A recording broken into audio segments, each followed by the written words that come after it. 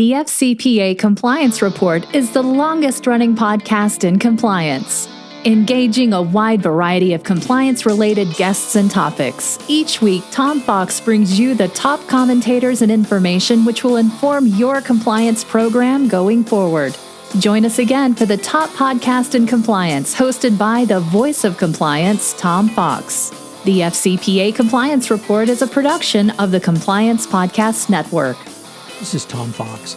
I'd like to welcome you to a special 5-part series on the Airbus International Anti-Corruption Enforcement Action. Over the next 5 episodes, we're going to take a look at the Airbus enforcement action from a variety of perspectives. Jay Rosen is going to open up the 5-part series and talk to us about the FCPA perspective and set the background. We then jump across the pond to Jonathan Armstrong to take a look at the UK SFO DPA around Airbus. Mike Volkov considers trade sanctions and the ITAR angle.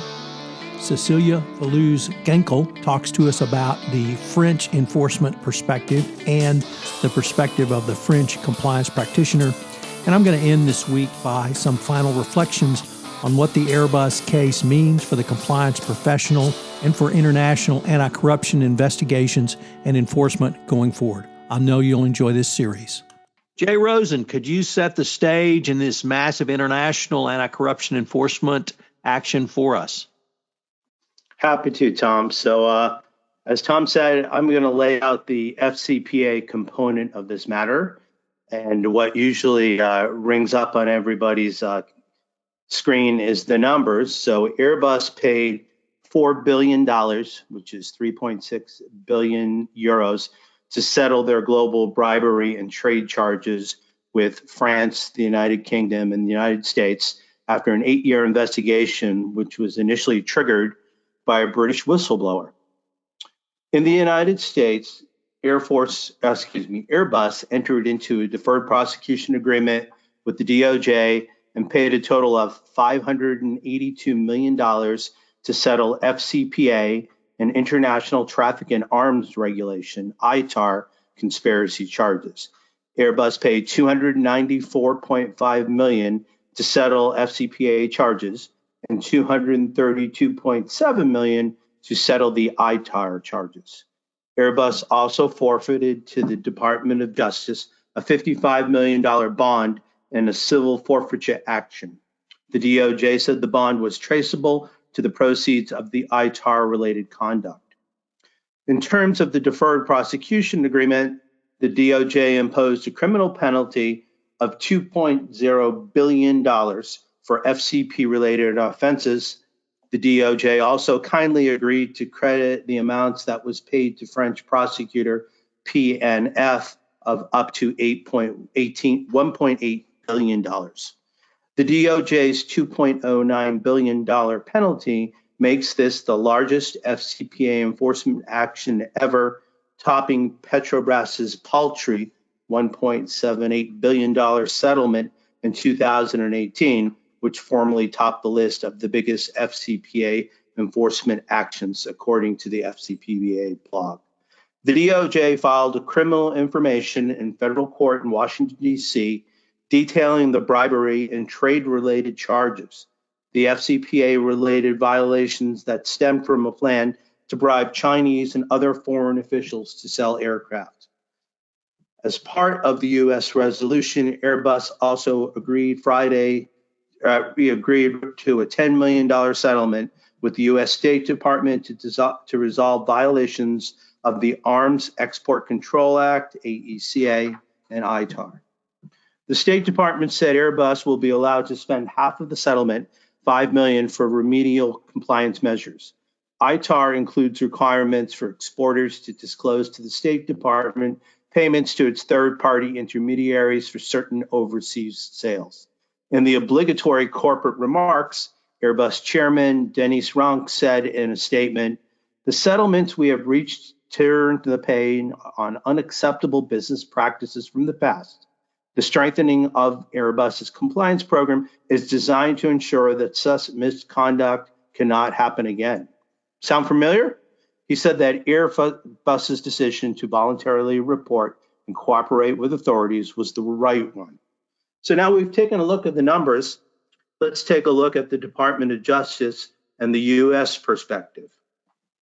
Deferred prosecution agreements have been a feature of the U.S. criminal justice system for longer than they have in France and the United Kingdom. While they must be approved by the court, U.S. judges have traditionally played less of an active role in scrutinizing them than their French and British counterparts. The DPA with the Department of Justice focused solely on a bribery scheme in China.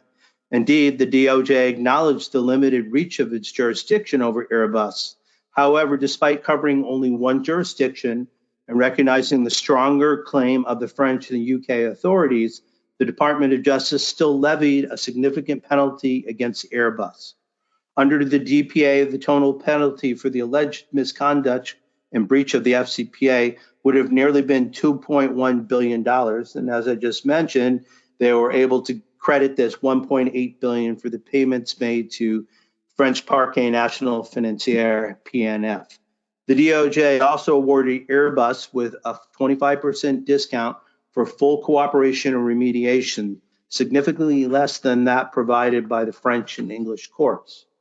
Notably, the Department of Justice did not award voluntary disclosure credit to Airbus since it disclosed the conduct after the corruption-related investigation by the SFO.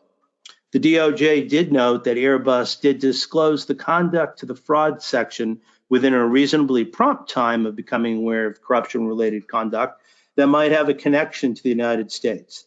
The DOJ's position regarding voluntary disclosure provides companies with some insight into an issue that has been somewhat ambiguous in the DOJ's past guidance, but it also raises an interesting conundrum. The FCPA enforcement policy requires companies to provide information to the DOJ, quote, prior to an imminent threat or disclosure or government investigation, close parentheses.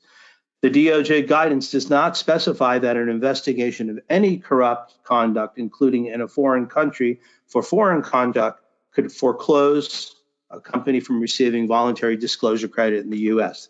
Therefore, after Airbus, to preserve voluntary disclosure credit and the possibility of declination, companies will need to decide whether to disclose to U.S. authorities conduct with no U.S. ties in case such ties are later discovered in the course of an ongoing investigation.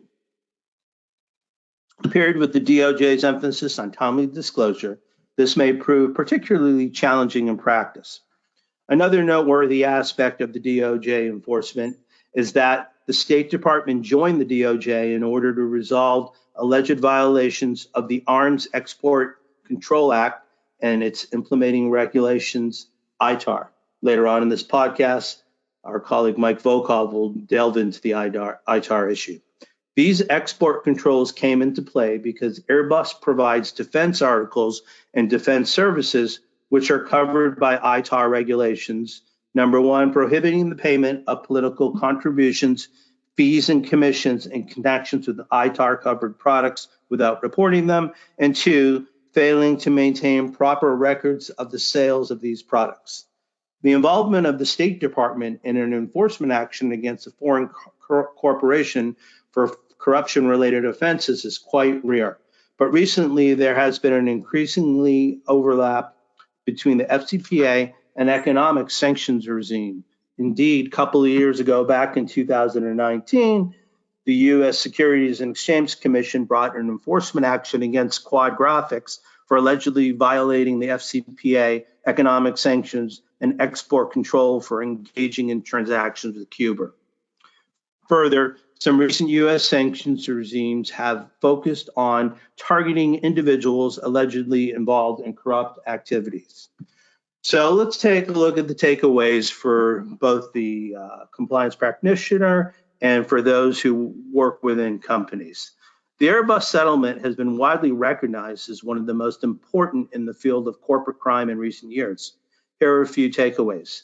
The role of the UK export finance in this case highlights that the government and quasi-government bodies who do business with corporations will be keeping a close eye on their anti-corruption measures. A corporation with insufficient or ineffective anti-corruption measures is likely to find it increasingly difficult to create and maintain such relationships.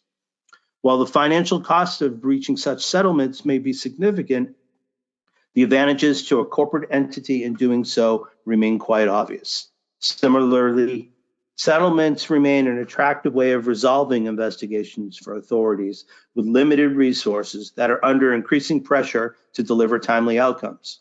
No matter how serious the underlying conduct, a corporate entity may still avoid prosecution if the other factors that weigh in favor of a DPA are present.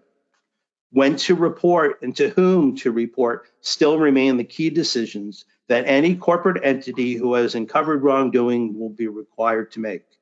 These decisions can have significant consequences on the outcome that may be achieved at a later date.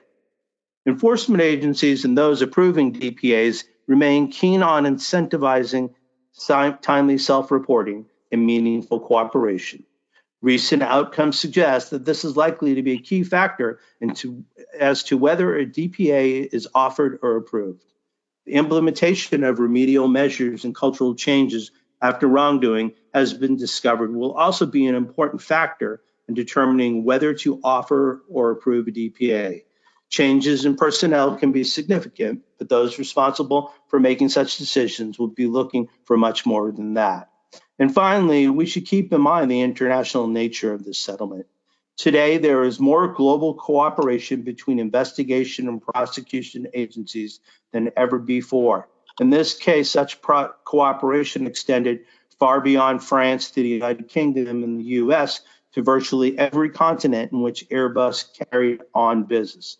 Equally, authorities are getting far better at coordinating their efforts to reach simultaneous outcomes. Hello, everyone. This is Tom Fox again. I hope you have enjoyed this first episode of our special 5-part series on the Airbus International Anti-Corruption Enforcement Action.